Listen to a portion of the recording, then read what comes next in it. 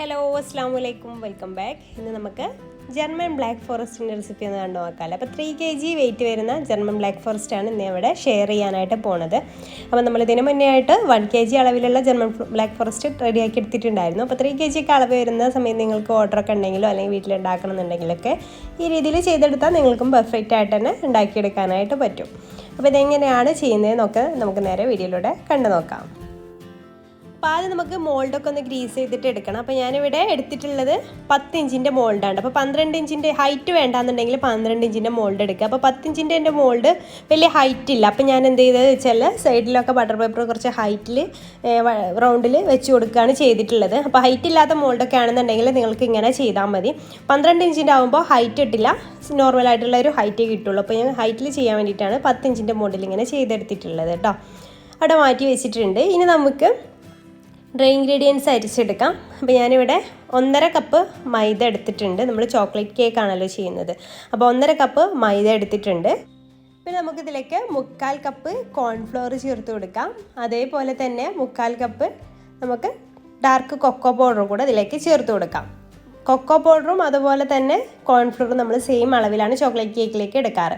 അങ്ങനെ 2 കപ്പ് വീതം എടുത്തിട്ടുണ്ട്. പിന്നെ നമുക്കിതിലേക്ക് ബേക്കിംഗ് പൗഡർ ചേർത്ത് കൊടുക്കാം. 3 ടീസ്പൂണ് ബേക്കിംഗ് പൗഡറാണ് നമ്മളിതിലേക്ക് ആഡ് ചെയ്ത് കൊടുക്കുന്നത്. 3 കിലോ എനിക്കല്ല, അപ്പോൾ 3 ടീസ്പൂണ് ബേക്കിംഗ് പൗഡറാണ് ചേർത്ത് കൊടുക്കുന്നത്.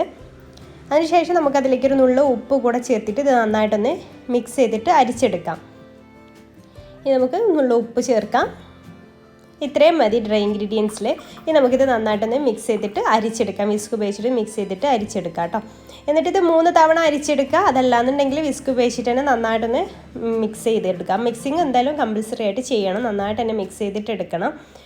എന്നിട്ട് ഇതുപോലെ നന്നായിട്ട് മിക്സ് ചെയ്തിട്ട് നമുക്കിവിടെ മാറ്റി വെക്കാം. അതിനുശേഷം നമുക്ക് വെറ്റ് ഇൻഗ്രീഡിയൻസ് റെഡിയാക്കി എടുക്കാം. ഇതിലേക്ക് എത്ര മുട്ടയാണ് എടുക്കുന്നതെന്ന് വെച്ചാൽ അതനുസരിച്ച് എടുക്കാം. അപ്പോൾ നമ്മൾ ഇപ്പോൾ 3 കിലോയ്ക്ക് ശരിക്കും പറഞ്ഞാൽ 12 മുട്ട വേണം. പക്ഷെ ഞാനിവിടെ 12 മുട്ട എടുക്കുന്നില്ല, 9 മുട്ട വെച്ചിട്ടാണ് ഈ ഒരു കേക്ക് ചെയ്യുന്നത് കേട്ടോ. 3 മുട്ട ഒഴിവാക്കിയിട്ടുണ്ട്, അതിന് പകരം പാല് ചേർക്കുന്നുണ്ട്. അപ്പോൾ അതനുസരിച്ചാണ് നമ്മളിത് ചെയ്തെടുക്കേണ്ടത്. അപ്പോൾ ഞാനിവിടെ 9 മുട്ട എടുക്കുന്നുണ്ട്.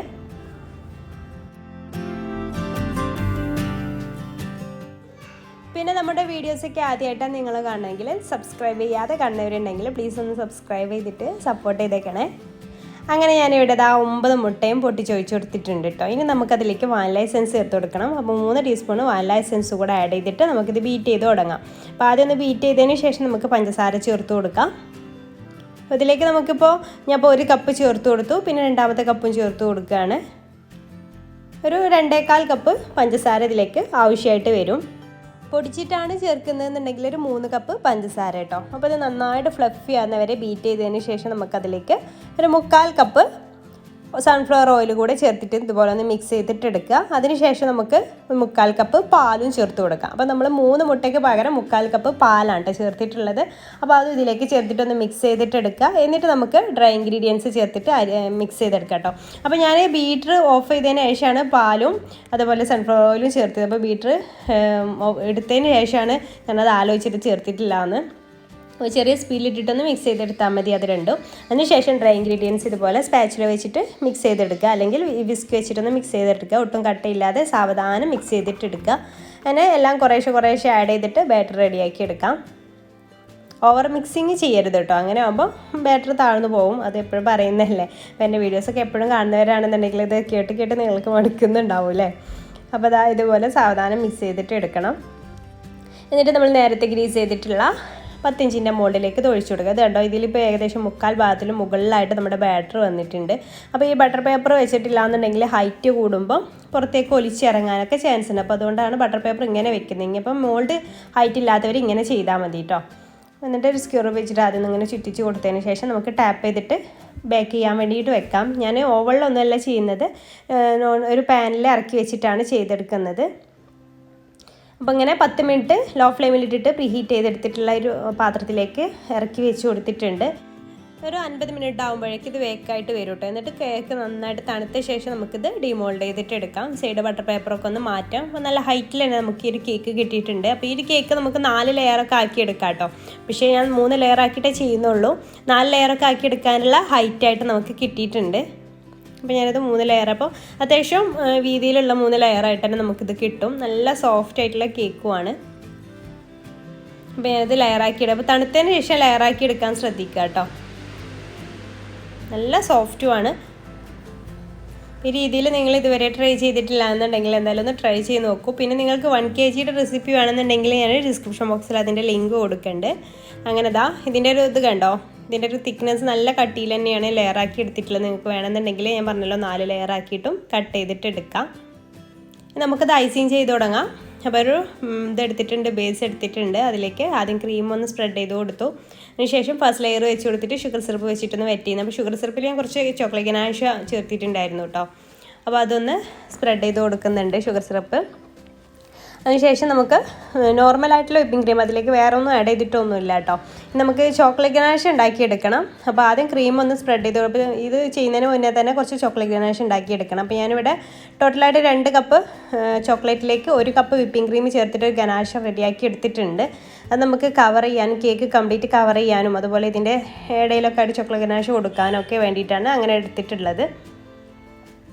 അപ്പോൾ ഇങ്ങനെ ക്രീം ഒന്ന് സ്പ്രെഡ് ചെയ്ത് കൊടുത്ത ശേഷം കുറച്ച് ചോക്ലേറ്റ് ഗനാഷ് ഇതുപോലെ ഒന്ന് ആക്കി കൊടുക്കുന്നുണ്ട്. എന്നിട്ട് അത് സ്പാച്ചിൽ വെച്ചിട്ടൊന്ന് എല്ലാ ഭാഗത്തേക്കൊന്ന് സ്പ്രെഡ് ചെയ്ത് കൊടുക്കുക. ടോട്ടലി ഞാൻ പറഞ്ഞല്ലോ അതിൽ നിന്ന് കുറച്ചെടുത്തതാണ്. ടോട്ടലി ഞാൻ 2 കപ്പ് ചോക്ലേറ്റ് അതിലേക്ക് 1 കപ്പ് വിപ്പിംഗ് ക്രീം ചേർത്തിട്ടാണ് ചോക്ലേറ്റ് ഗനാഷ് ഉണ്ടാക്കിയെടുത്തിട്ടുള്ളത്. അങ്ങനെ എല്ലാ ഭാഗത്തേക്കും ഇതാക്കി കൊടുത്ത ശേഷം പിന്നെ നമുക്ക് ഇതിൻ്റെ മുകളിലായിട്ട് കുറച്ച് നട്ട്സ് റോസ്റ്റ് ചെയ്തതാണ്. അപ്പോൾ ഞാൻ അണ്ടിപ്പരിപ്പും ബദാമുമാണ് എടുത്തിട്ടുള്ളത്. അത് രണ്ടും കുറച്ച് നെയ്യിലൊന്ന് റോസ്റ്റ് ചെയ്തെടുത്തിട്ടുള്ളതാണ്. അപ്പോൾ അതൊന്ന് സ്പ്രെഡ് ചെയ്ത് കൊടുക്കുന്നുണ്ട്. അതിനുശേഷം സെക്കൻഡ് ലെയർ വെച്ച് കൊടുക്കുക. സെയിം പ്രൊസീജിയർ തന്നെ ചെയ്യുക. ഷുഗർ സിറപ്പ് വെച്ചിട്ട് വെറ്റ് ചെയ്യുക. പിന്നെ നമുക്ക് ക്രീം സ്പ്രെഡ് ചെയ്ത് കൊടുക്കുക. പിന്നെ ചോക്ലേറ്റ് ഗനാഷ് സ്പ്രെഡ് ചെയ്ത് കൊടുക്കുക. പിന്നെ നട്ട്സ് ഇട്ട് കൊടുക്കുക. പിന്നെ അടുത്ത ലെയറും വെച്ച് കൊടുക്കുക. അങ്ങനെ നമുക്കിത് ക്രം കോട്ടിങ് ചെയ്തിട്ടെടുക്കാം. 3rd ലെയറും വെച്ച് കൊടുത്തിട്ടുണ്ട്. എന്നിട്ട് ക്രം കോട്ടിങ് ചെയ്തിട്ട് കുറച്ച് സമയം ഒന്ന് ഫ്രിഡ്ജിൽ വെച്ചിട്ട് സെറ്റ് ആയതിനു ശേഷം നമുക്ക് ഫൈനൽ ഫ്രോസ്റ്റിംഗ് ചെയ്തെടുക്കാം. ഇതിലേക്ക് വേണ്ടിയിട്ട് ഒരു 3 കപ്പ് വിപ്പിംഗ് ക്രീമാണ് ഞാൻ എടുത്തിട്ടുണ്ടായിരുന്നത്. അങ്ങനെ നമ്മുടെ എന്താ പറയുക ഫ്രിഡ്ജിൽ വെച്ച് സെറ്റാക്കിയതിന് ശേഷം പുറത്തേക്ക് എടുത്തിട്ടുണ്ട്. നമുക്ക് ഫൈനൽ ഫ്രോസ്റ്റിംഗ് ചെയ്തെടുക്കാം. അപ്പോൾ ആദ്യം ക്രീം നമ്മൾ മുകൾ ഭാഗത്തേക്ക് കുറച്ചൊന്ന് സ്പ്രെഡ് ചെയ്ത് കൊടുക്കുക. ഫൈനൽ ഫ്രോസ്റ്റിങ്ങിനാണ് കേട്ടോ കൂടുതൽ ക്രീം വേണ്ടത്. നമ്മൾ ക്രം കോട്ടിങ്ങിന് ഒരുപാട് ക്രീം വെച്ചിട്ട് ചെയ്യരുത്. അപ്പോൾ അങ്ങനെ മുകൾ ഭാഗത്ത് ക്രീം സ്പ്രെഡ് ചെയ്തിട്ടുണ്ട്. എന്നിട്ട് പിന്നെ സൈഡിലേക്കൊക്കെ ക്രീം ആക്കി കൊടുക്കുക.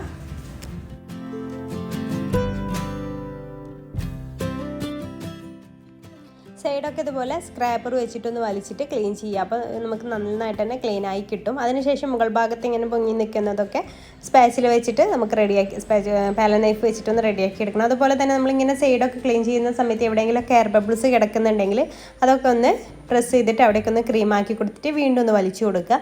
അങ്ങനെ നമുക്കൊന്ന് ക്ലീൻ ആക്കി എടുക്കണം. മുകൾ ഭാഗമൊക്കെ ഇതുപോലെ പാലൻ നൈഫ് വെച്ചിട്ടൊന്ന് ക്ലീൻ ആക്കി എടുക്കുക.